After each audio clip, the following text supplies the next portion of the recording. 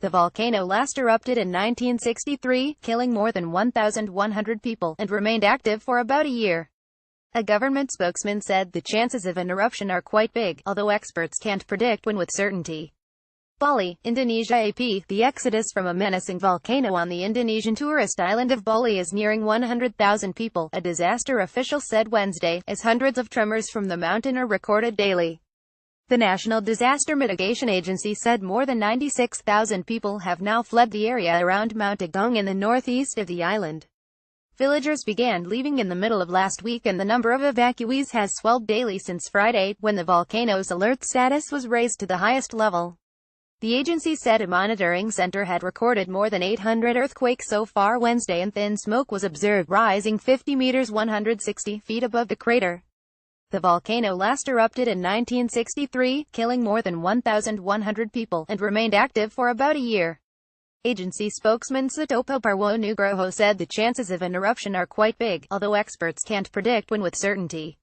The people who have fled the volcano are scattered across Bali in more than 400 different locations, including temporary camps, sports centers and other public buildings. In Karangasem district, volunteers were helping with classes for some of the thousands of children whose schools within the exclusion zone around the volcano are now closed. So far the children look happy and are enjoying themselves, said volunteer Yeni Arianti. They do not look worried or sad. Hopefully we can continue to maintain their excitement and keep them in good spirits. The Ministry of Transport says it's ready to deploy 100 buses to take stranded tourists off Bali if an eruption forces its international airport to close. The mountain, about 70 kilometers 45 miles to the northeast of the tourist hotspot of Kuta, is among more than 120 active volcanoes in Indonesia. Another volcano, Mount Sinabung, has been erupting sporadically since 2010, sometimes blasting volcanic ash several miles into the air and forcing more than 30,000 to evacuate their villages.